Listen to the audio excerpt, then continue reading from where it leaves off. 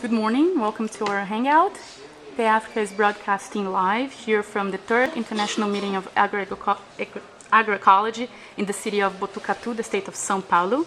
And it's an honor for me to have these two guests here today who have been dedicating their lives to fighting hunger and to change the way we produce and eat our food.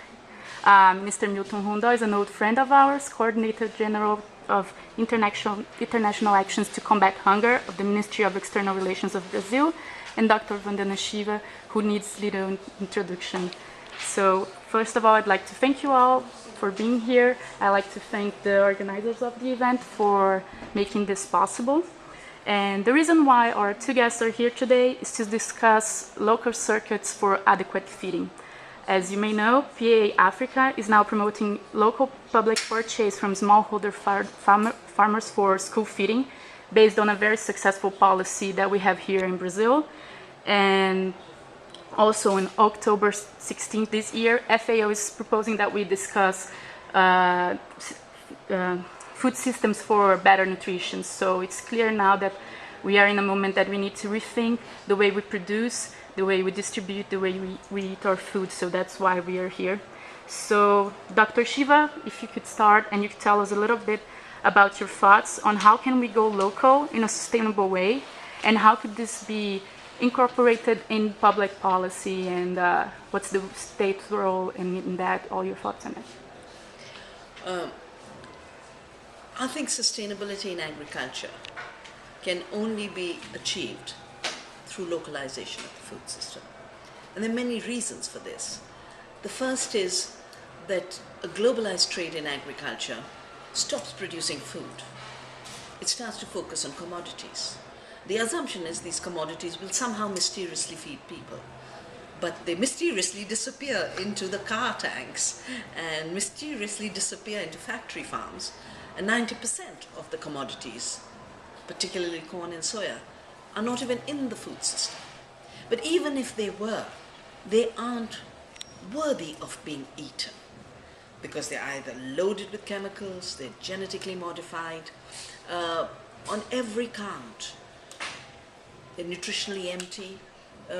So we have to start thinking of an agriculture that feeds people with nutritious food and safe food and healthy food with the lowest ecological footprint.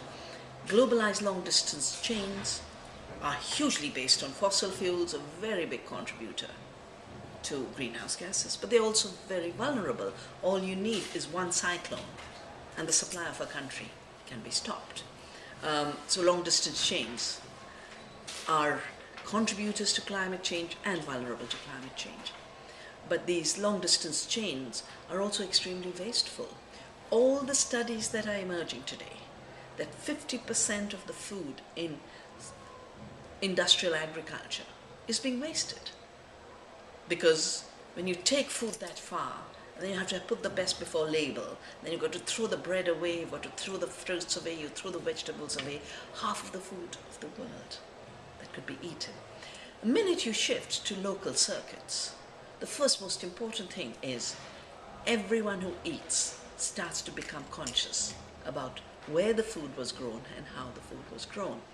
They start becoming part of a food community, very appreciative of the work of ecological farmers locally producing healthy food.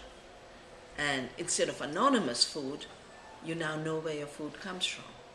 In India, with these long-distance supply chains, we've just had a very, very serious tragedy where 23 children died because of pesticides in the lunch meal. Now that would not happen if they knew exactly where the vegetables are coming from and there was no pesticide use in it. But long-distance chains have also, as we can see, reduced our food basket from 8,500 plants that humanity ate to about 8 globally traded commodities. The children who ate the pesticide-laden food were eating a meal of soya in a country with the most magnificent dals, the pulses, the nitrogen-fixing crops that give us free nitrogen for the soil and healthy protein for our vegetarian diet. Globally traded commodities have taken away diversity from the diet. In the process, they've robbed people of nutrition. And now even the poor in India are getting diabetes because they're being fed pure white rice. A local food system would cater to the food and nutritional needs of the local community. There would be biodiversity on the farms, but there would be biodiversity on the plate. And all science is now telling us that without diversity, you cannot have a healthy, nutritious, balanced diet. Yes.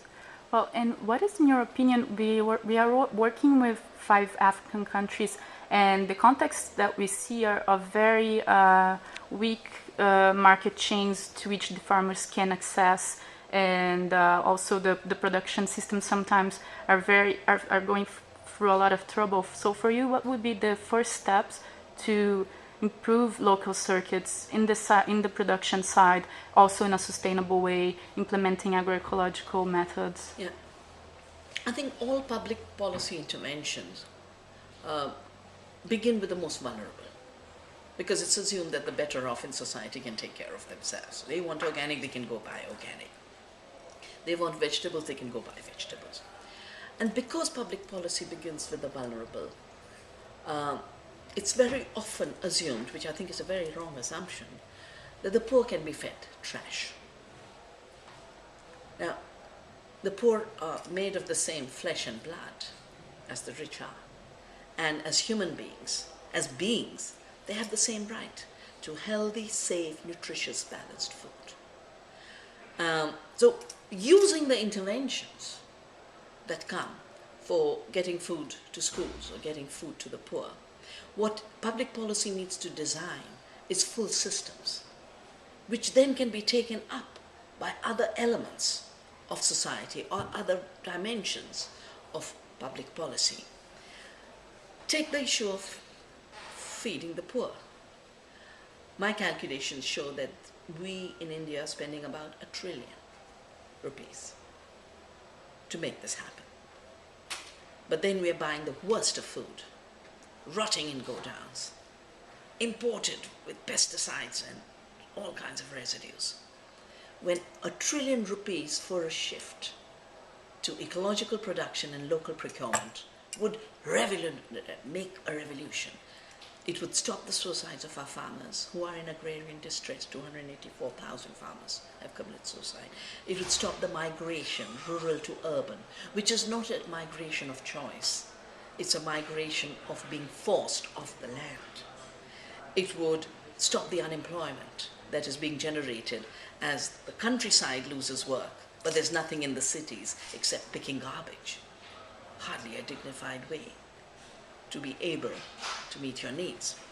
And third, it would address the very serious ecological crisis we face. It would also address the hunger and malnutrition crisis. So it isn't that there's lack of money, it's just going for the wrong thing. If we add all the subsidies of the world, globally and nationally, $400 billion given in the OECD countries that are distorting world food prices, making it extremely cheap for companies to buy from farmers, dumping with subsidies, and then allowing the speculation to take food away from people by making food a commodity. All of these distortions can be addressed by the simple act of building local circuits to ensure that commitments of the Convention on Biological Diversity, all the commitments of the human right to food, all the commitments of the UN of the Zero Hunger Challenge, all of those commitments are met from the local to the global level. Great. I have a question now to Milton. Could you share us a little bit about how local procurement has worked in Brazil, and what are the potentialities of such a model to be spread around in cooperation with other countries? I think that, as Vandana said, I couldn't agree more with you. The local procurement perhaps is the best project that we developed here in Brazil for the last 10 years. I think it's the most symbolic one, because what the small farmer needs is a market. And as she said, markets all over the world are very much distorted by subsidies, by the fact that, as João Pedro said yesterday, only 5 companies are buying grains, so it's a oligopoly. prices are distorted inside the countries. For instance, in the case of Brazil, 50% of what consumers buy, they buy in supermarkets, and as João Pedro said, 3 supermarkets, foreigners have 77% of the segment. So it's an oligopoly inside also. That's why we have inflation, obviously. And it was interesting, we were researching in the countries where the prices of food are in the middle of inflation or are the main cause of inflation, 90% of the countries. So obviously it's a very, and you take countries like Brazil, Russia, Argentina, which are big producers because of the prices of commodities. So, and it's interesting, we were comparing Denmark and Norway. In Denmark, yes, it is a factor of inflation, not in Norway. We said, well, they are very much similar countries where the Human Development Index is concerned. And we find out that in Norway, they have specific programs to approach consumers, eaters, or as you said, to producers. So, I think that's really that's why we decided to share that experience with African countries. That's really our best experience. And as we were talking before, it was interesting because in Brazil, our experience of buying locally was mainly toward school feeding. No, it was part of our discussion. And today, as you know, here by law, 30% of all the school feeding has to be brought from household agriculture. That was a big challenge, and it was approved by law. And it's interesting because when we decided to cooperate with African countries, we said, we will not say that. Let them make their choice. If they want to go to school feeding, it's okay, but no, for the PAA program. And they decided, the 5 of them, and very different countries, Mozambique, Malawi, Ethiopia, Niger, and Senegal, the 5 of them chose school feeding. And as we were saying, you win 3 times. No, you win because you have a better nutritional condition for the children. You win because then they can learn better. And you win if you buy locally, their families and their communities will be developed. So yes. No, you are not seeing people individually, child individually. No, the child depends on the family, and the family depends on the community. No, yes. And their food security depends no, and they all have the right to have food sovereignty, as yes. You said. And we approved here in our national plan on food security that Brazil should promote in its foreign policy the food sovereignty of other countries. That was a big challenge also. So now we are bound to that. And we hope that you will join hands with us in India, because certainly. A, the movements are strong. The Supreme Court has given such amazing rulings. And C, we do have a system which has reached its saturation and can now either go in the direction of local procurement to rejuvenate agriculture and nutrition, or the other way, to become one of the biggest markets for the 5 global giants. And they're of course looking for the captured market in terms of public spending. They're also looking at 1.2 billion consumers, because while, you know, if it's a luxury shirt from one of the fashion brands, okay, 1% Indians will buy it. But when you capture food, then you have 1.2 billion people as a market, because they all have to eat, either directly through their purchasing power or indirectly through the government intervening. And the calculations we've done in the last 15 years, as the distorted rules of the World Trade Organization, which were shaped by this, the powerful corporations wrote the rules. The difference between the price of the farmer, which is going down like this, and the price the consumers are paying, which is shooting up like that, it has jumped from a 6% difference to about 70 to 80% difference. So both the rural people are losing because they're not getting enough of an income for their very hard work to produce the most vital thing in the economy, which is food, and everyone is losing because food is going beyond their reach. And if you extrapolate this and say, okay, if this trend continues, you're going to wipe out your farmers and you're going to have mass starvation. And it's going to be a crisis no government will be able to handle.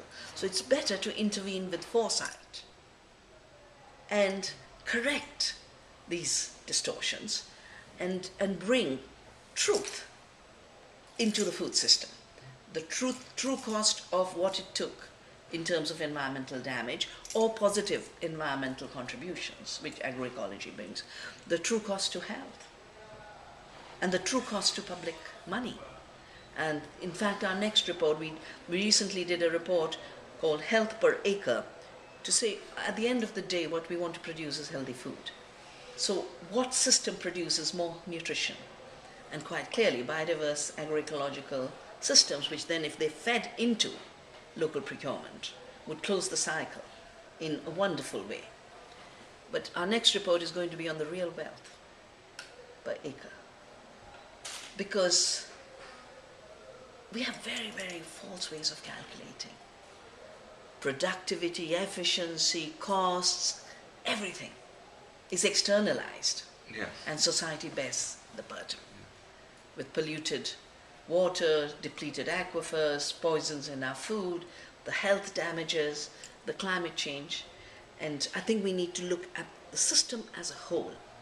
And in that system as a whole, bring the positive solutions, beginning with the local, but models that can be totally globalized.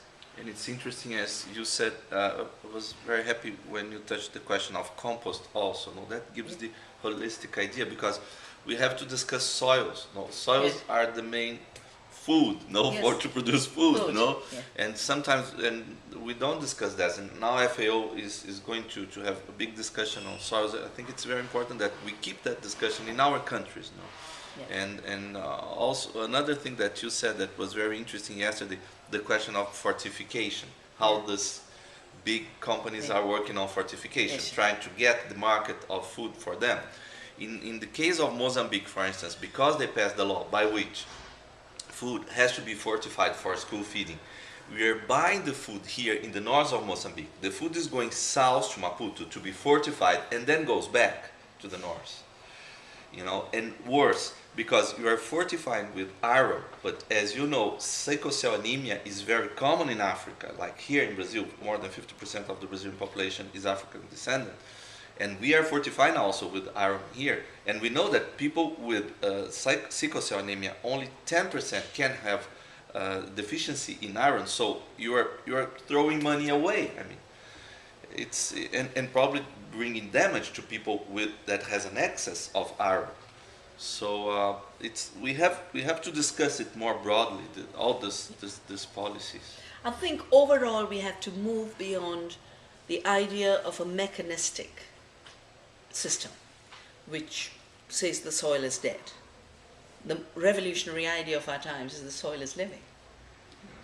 And to enhance that life, yes, Pachamama, and to enhance the life of the soil through composting, which is the first nutrient cycle. The second nutrient cycle is local procurement, local production, local eating, and then recycling, because if it's local, then taking the compost and making it, taking the waste and making it compost is very easy. But if you have giant factory farms producing toxic animal waste, then you try and ship it somewhere else, no one will accept it. So healthy production and healthy soils make it possible to give back constantly to the soil so that we have permanent food production and not short-term mining of soil fertility and building up of huge waste, both wasted food that doesn't get eaten by people, but also waste that is leading to all the garbage, leading to methane emissions.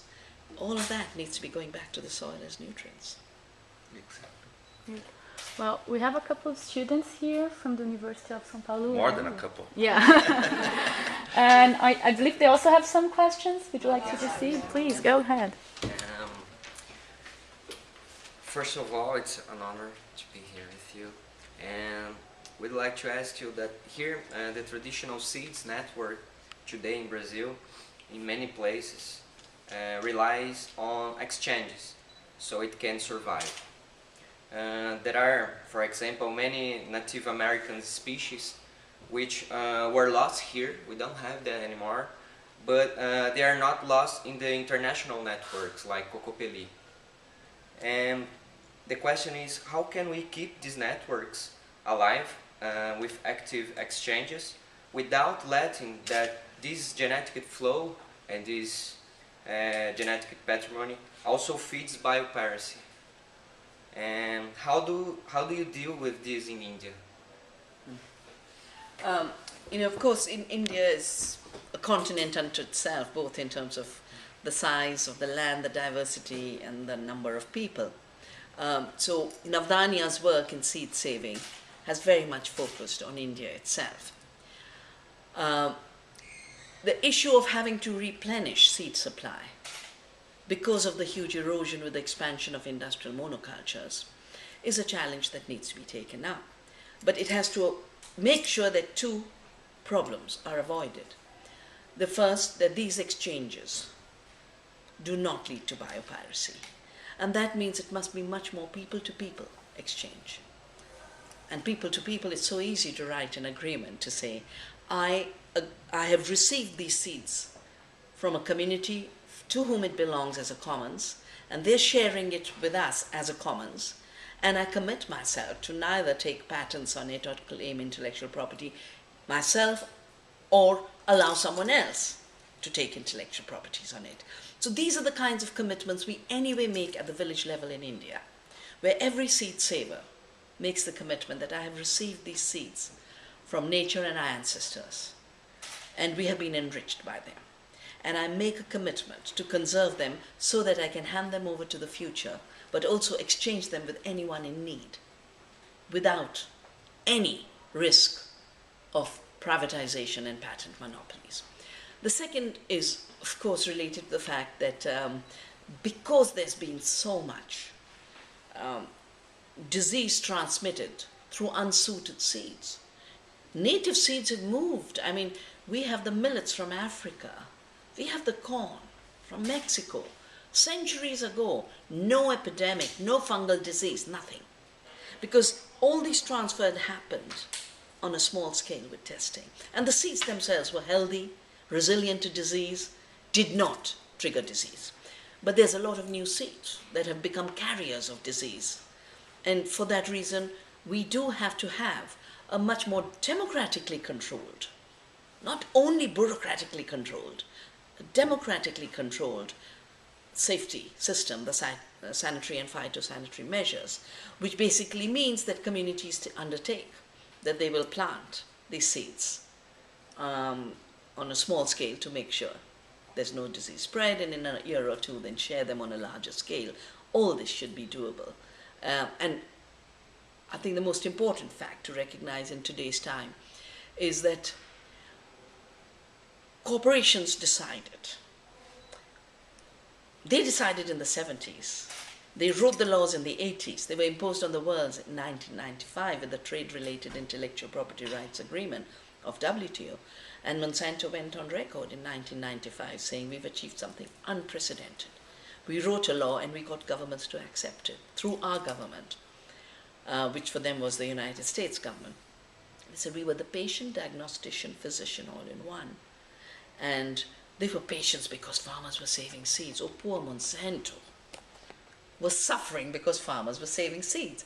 And the solution they gave for themselves was treat seed saving and seed exchange as an intellectual property crime. The reason, starting from 1987 to today, I have continued to resist the idea of patenting of seed is first the ethical issue. You don't create life, you don't own it. The scientific issue, moving a gene is not creating life. Just as much as my bringing this chair into this room doesn't make me the architect of this convent where the conference is being held, or the owner. The nuns would throw me out if I said pay me a rent because I brought a chair to your convent. And yet Monsanto's not being thrown out by farmers or governments when it goes and says, I brought a toxic gene And instead of punishing me for pollution, you should reward me for being the creator of life.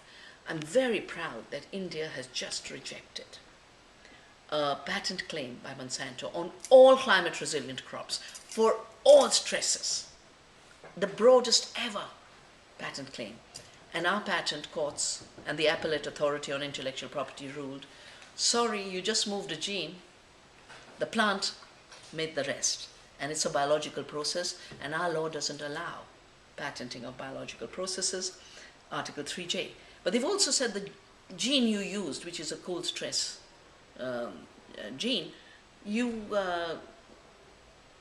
have used literature that has already been published. That's a new use of an old substance. 3D doesn't allow it. And I think these are other aspects that we need to strengthen for food sovereignty. For too long, movements for food sovereignty have missed the fact that if you don't have seed sovereignty where planting the crop begins, then how could you have food sovereignty? If you can't decide that you will grow the diversity that is needed for your children, for adequate nutrition, and all you can grow is a Roundup Ready soya, then where is the food sovereignty? So seed sovereignty has to be the beginning, and there is a mandatory review of the clause on patenting seed, Article 27.3b of the World Trade Organization. And I think this review needs to be taken up again. It was never allowed to be completed, but that was a different time, when the US was a powerful superpower. Our government has just told them when they said, change your laws, strengthen intellectual property. And I'm very pleased our government just told the United States Vice President Biden, who is visiting India right now, saying, you need to strengthen your laws to make sure fraudulent patents and evergreening does not happen. That's not good and strong law. It's weak law because it's allowing a non-innovation to be passed off as a novelty. So there's many challenges, and the Global Seed Freedom Campaign we have triggered and catalyzed is a place where so many of these questions need to be answered. In today's context where besides patenting, they're now passing compulsory registration laws, making uniformity and vulnerability a virtue, and making diversity a crime. We've written a law of the seed for governments to use around the world.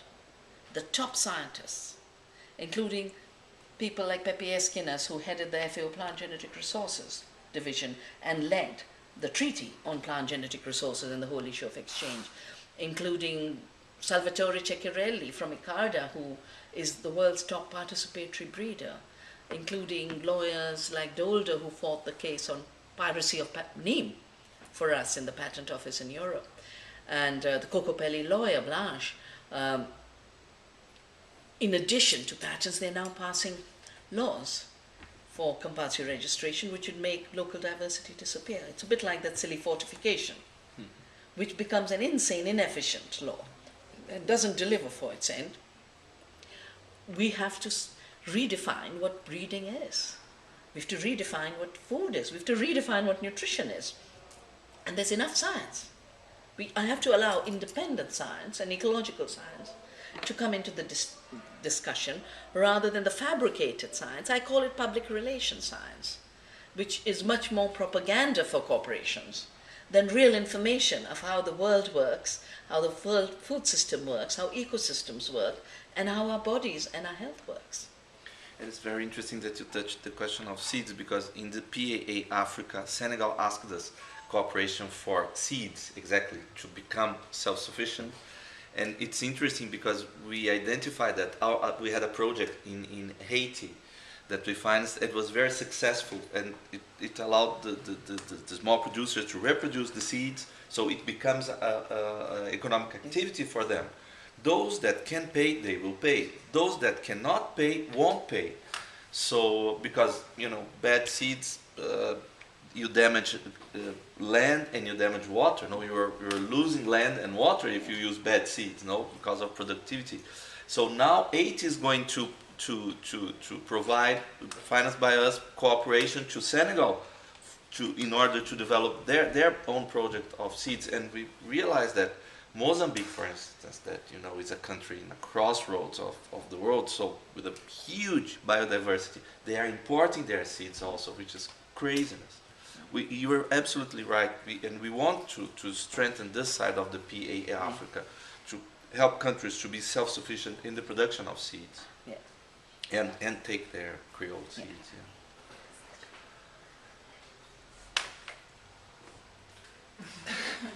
Do you have any more questions? Only one. Okay, short one, please. And then we wrap up. It's about time. Because Stadilo yesterday was talking about how market is determining the time of farmers and how market is important for farmers, especially in agribusiness and agrochemical agriculture. And we'd like to ask, how about time for the small farmers? Because if they are enslaved to this market, how can they deal with this time? Because lettuce takes 30 days, so you can take this, and everybody wants to eat that. But other kinds of food that are more nutritious, they need more time to grow. And how can they deal with this? It's time that market demands this very fast, but the plants, they don't grow like that. So how can they deal with this? About autonomy. Yeah, you know, industrial civilization has privileged speed, you know. Take the fossil fuel out, put the coal, throw it into textile industry, make huge amounts of bad clothing and dump it on the rest of the world.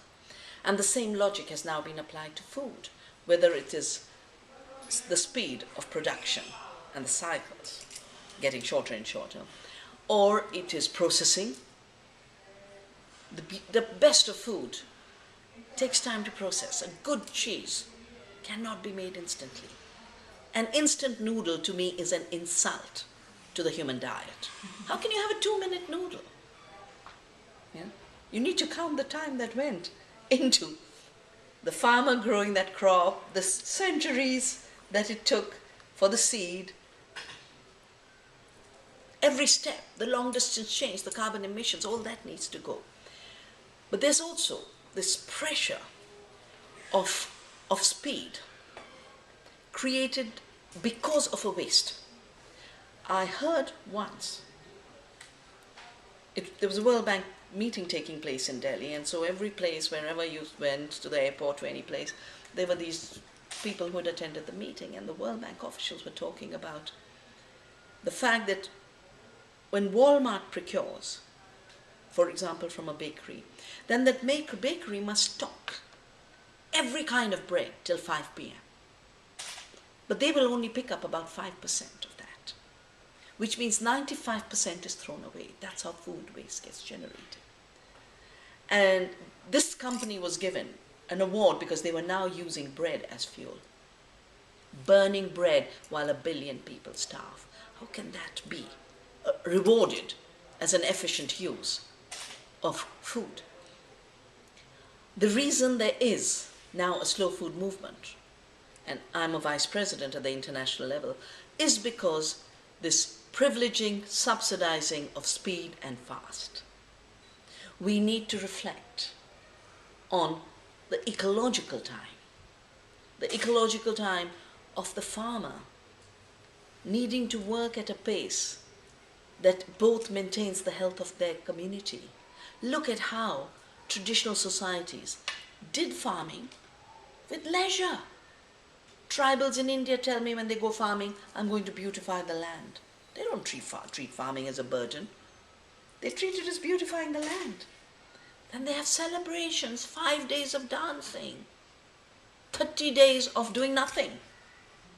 We have huge festivals on the menses of the earth. That because the earth is a mother, she also has a menstruation cycle and she must be allowed to rest. Now, all of that is consideration of time for the earth, for the farmer, for the community. That's where culture gets created.